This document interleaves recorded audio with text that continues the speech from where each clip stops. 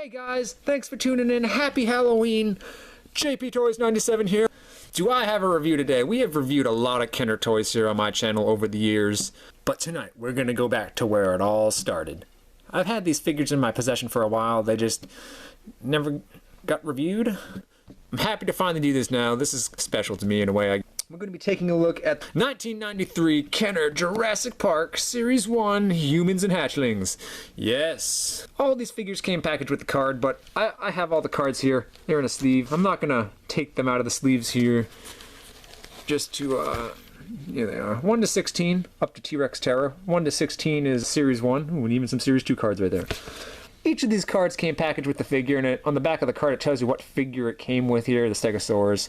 This was the Muldoon card with Rex Hatchling, this was the juvenile Tyrannosaur, Coelophysis, and so on. So, without further ado, let's get this going. I know sometimes my human reviews tend to drag on to be like 17 to 20 minutes when there's only 3 or 4 figures, and we got 5 figures here from Series 1 to get through, so let's get right into it. So why not? Let's begin with Dennis Nedry here, the main villain from the first movie. He's the reason the park failed, mostly. He was a disgruntled employee, felt like he wasn't being paid enough. John Hammond got cheap on him, so he decided to steal dinosaur embryos, shut the park down, and try to make a daring escape with the embryos to make some money, and yeah, we all know how that ended. Here's his little Dilophosaurus hatchling. We've already seen this in my Dino Trackers review, but this was originally the first time we got it.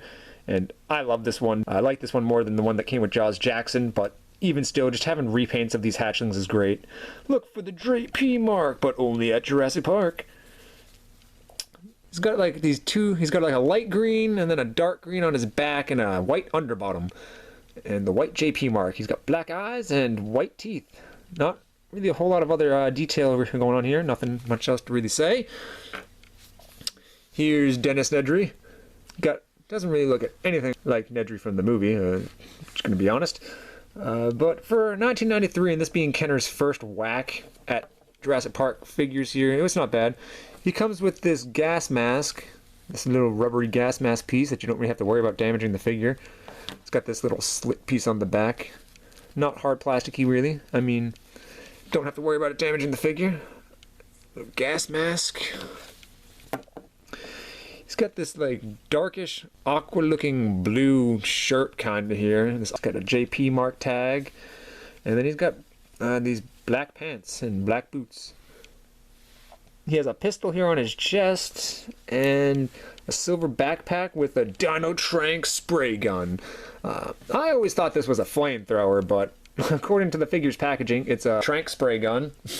Trank spray gun. It's a flamethrower. It's supposed to be in his hand right here because this piece on the backpack, you funnel the tube up for it and it just helps keep the gun straight when he's holding it, because if not, he may like have it aiming inside like that. If it's not in here, yeah, you see, like if it's not in that little tube helping keep it straight, he'll kind of like go to the side instead of being straight on. Just something to keep note of.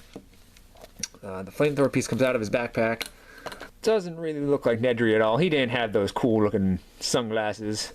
He's got a little bit of a pudgy looking face, but he doesn't look nearly like he did in the movie. But he ain't bad. Backpack piece can come out.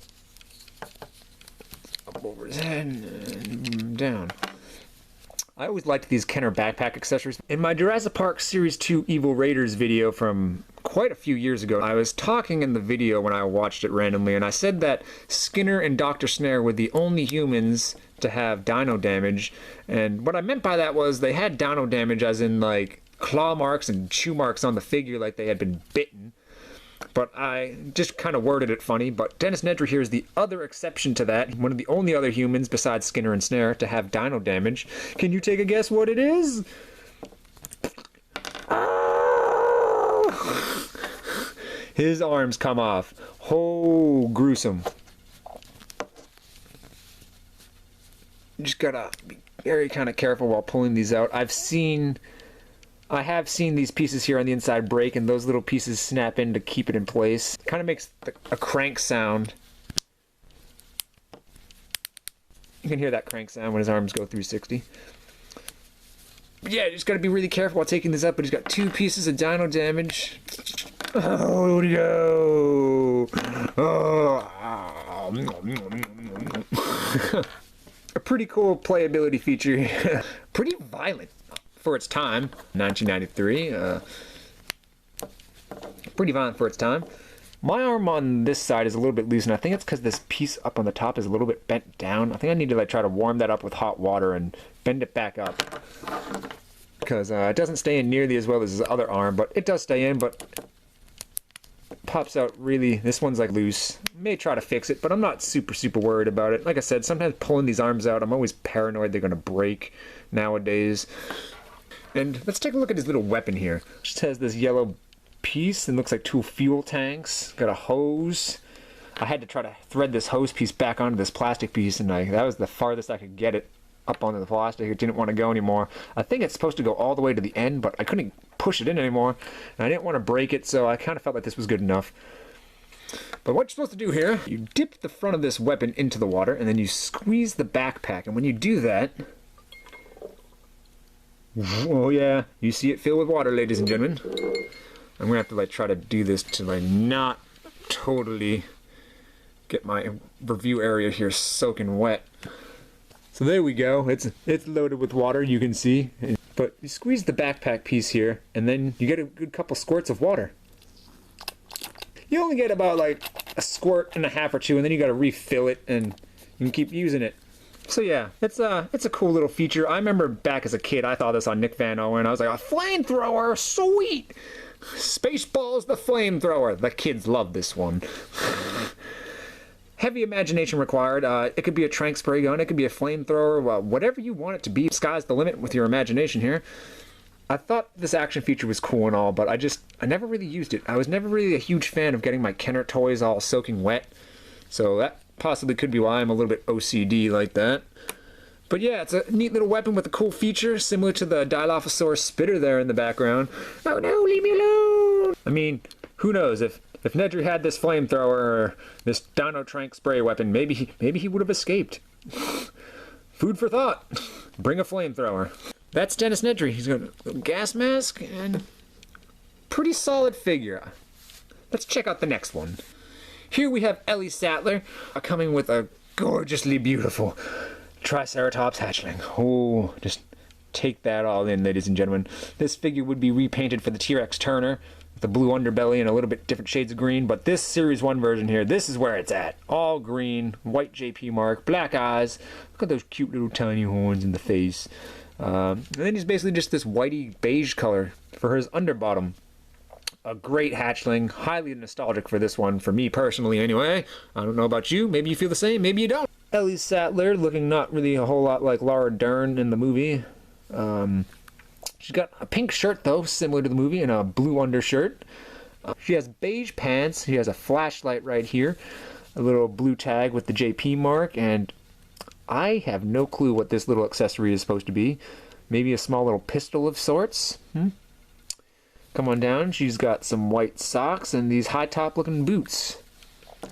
All things considered, not 100% accurate, but like I said, for Kenner's first whack at Jurassic Park human figures and stuff here, she's pretty close to the movie, I would say. She has a beacon locator backpack, which does absolutely nothing. Just has like some weird looking technology stuff here going on, a little bag, this little antenna piece. I think this backpack requires some imagination here. Beacon locator backpack, so maybe if your characters, you were out in the park and they got separated, you could say Ellie has this beacon locator, like bing, bing, bing, hey, I'm over here by the Triceratops pen or wherever, and you can use this to find her, or whoever has this backpack, or wherever she lays the backpack down. So you get this grappling hook launcher gun, darky green color. It's a very odd green color, and then you have this light lime green color for the hook piece, and you have the trigger here, which is also a light green color. Ellie Sattler can hold this weapon by putting this piece in that hand, and this hand kind of holds it like so, and you're ready to fire.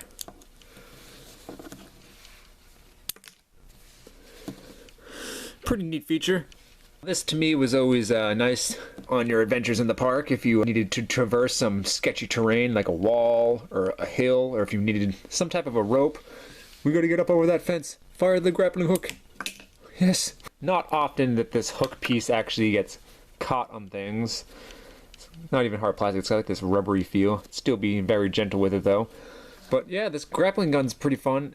I always kind of felt like Ellie didn't really hold it the greatest. You get a lot of string here for this weapon, so the only downside to that is it can get tangled up really easily, and once this is all tangled and all over the place, it is a pain to get it unraveled again. So usually when I'm not using it, I kind of just try to tie it around the front part of the gun here, just so it doesn't get all over the place. A nice feature though. I like this. This is always a cool little weapon accessory. We gotta get up over that park fence. Ooh, wasn't enough strength to even shoot up over it. Maybe I need to be closer. It's okay. But yeah, that's Ellie Sattler. Next up in the spotlight is Dr. Alan Grant. I think one of everyone's favorite characters, if not Dr. Grant, Ian Malcolm in terms of the first movie. But Dr. Grant here comes with a little Pteranodon hatchling. Pretty similar to the colors on the Series 1 Pteranodon figure. The one with the flapping action. It's got a lot of different shades of like this gray color. Got some blue up here on his head, a black pupil, and then white on his entire underside here. You can even see some ribs and some detail a considerable amount of detail for a hatchling. An alright piece of the JP mark there up on his wing, so you know he's from Jurassic Park. Dr. Grant himself comes with a huge dang backpack here. This thing is just bulky. I always felt it was a little bit awkward and it made him back heavy sometimes. You can get him to stand here. He comes with a nuclear smart bomb and aerial net. The nuclear smart bomb here, a very odd feature for this character to have. Dr. Grant can hold this bomb in his hand right here.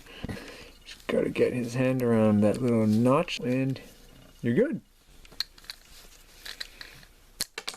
Oh no, it's the young T-Rex. Toss the cluster bomb. All up to your imagination. I mean, this could be whatever you want it to be. Nuclear smart bomb. Bomb can also store in the backpack if you're not using it. Doesn't really stay here all that well, but kind of falls out. The net rolled up and also stored on the side of the backpack for all your adventures. So if he's not using it, you decide. I always thought this was a neat little net. So while the net firing feature here may not have been the greatest, being able to pick up hatchlings with this was a nice little gimmick for the smaller size hatchling dinosaurs. We've seen this backpack before, or a similar backpack on the Jurassic Park 3 Dino Tracker set that we reviewed here on my channel. Locks in. Both of these little notches, you guessed it, sit into the backpack piece right here. Right there. Kind of hard to have these on the backpack here and have him walking around, because when he stands up, they kind of just fall. So you got to like kind of hold them like this when you go to use this feature. Let's see if we can get the young T-Rex here with this. No, never really worked the greatest in my opinion. You can get some distance. I mean, it's a decent sized net for catching hatchlings or getting it around the Rex head if you're skillful enough, but it's always kind of hard to get this to like open up when it shoots. And a lot of times it just like shoots out like that and then doesn't really do anything. So like I said, this backpack piece is really bulky here on Dr. Grant. Not a whole lot of detail here. Just give you guys a little look. And pull his backpack piece off here. Dr. Grant has his little trademark hat, which is awesome. No real resemblance to Sam Neill. He's got a blue shirt, the JP tag right there on his chest. Looks to be a flashlight and some sort of a walkie-talkie. Got this little brownish green looking belt. Beige looking colored pants with knee pads here. The same type of greenish brown. And then his boots are the same greenish brown. By no means a bad Dr. Grant figure here. This is probably one of my favorite Dr. Grant figures. If not this one, it's the Series 2 Dr. Grant with the white shirt with the same accessories. He just came with a Stegosaurus hatchling. That's Dr. Grant. Typical Kenner articulation here. Up next we have Robert Muldoon, Series 1. Let's look at his hatchling. Robert Muldoon comes with a little Tyrannosaurus Rex hatchling figure here. This T-Rex hatchling is basically all brown for the most part.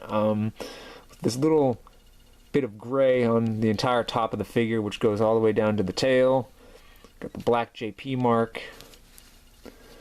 Not a bad Rex hatchling. It's alright. Not my favorite Rex hatchling, I'll admit, but it's alright, and it's pretty solid. It's got the two little finger claws there too, not painted, and the toe claws ain't painted, but it's good. Good enough. Muldoon himself. Y'all remember Robert Muldoon coming with a bazooka in the movie, do you not? Well, it's actually a trank bazooka, but it was always a bazooka to me. I mean, look at these. Those are not trank rockets, people. Those are missiles.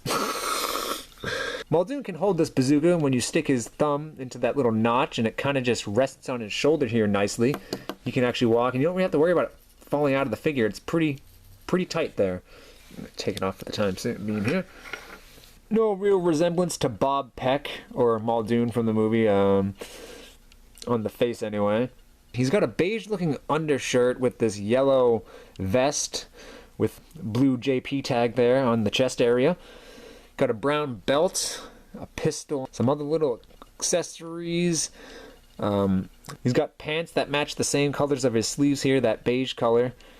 And then he's got brown boots and a knife here. So when you stick his thumb into that little notch, his hand kind of just rests there and holds it.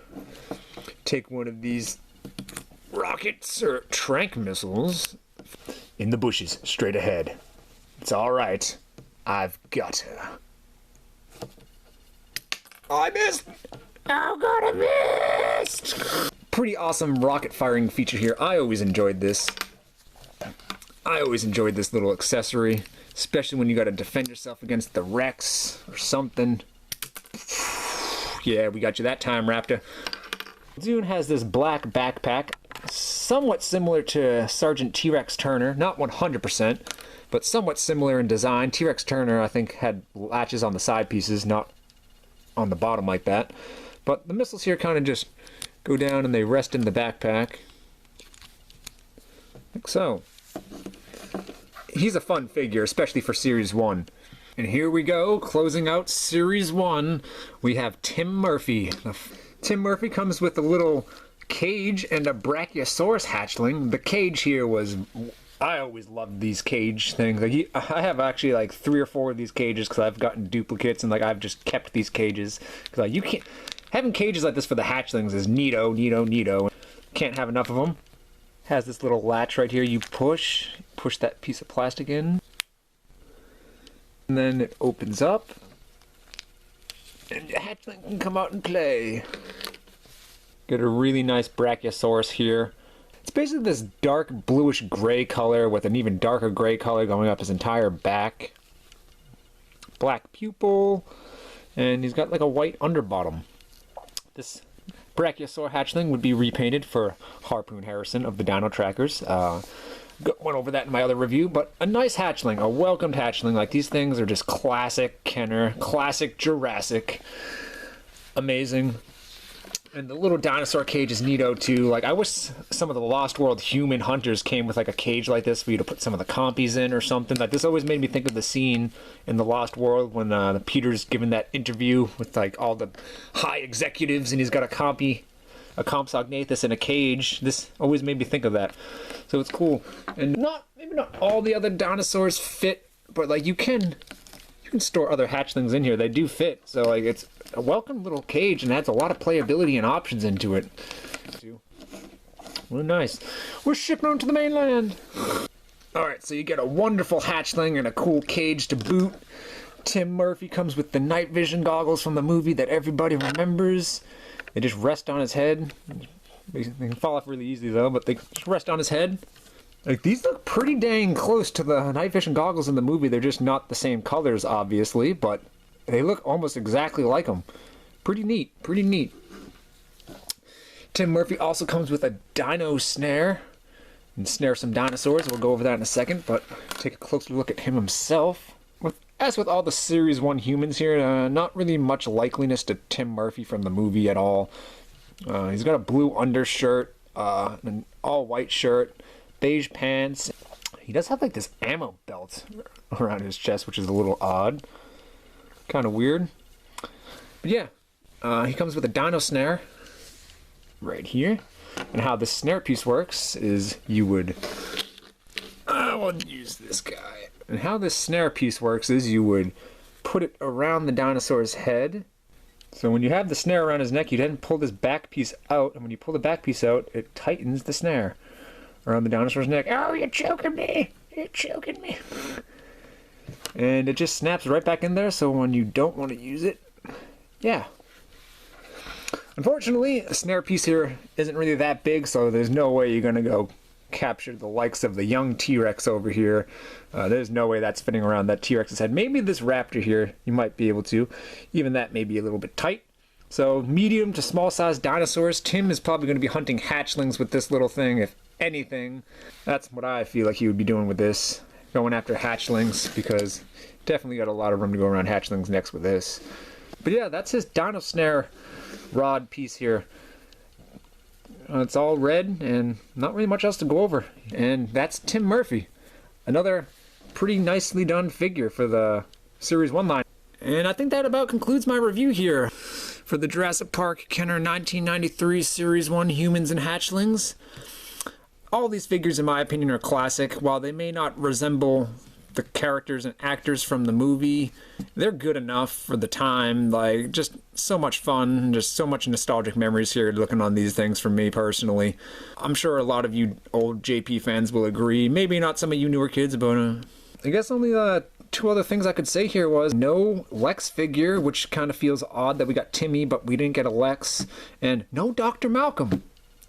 That issue would be later corrected in Jurassic Park Series 2.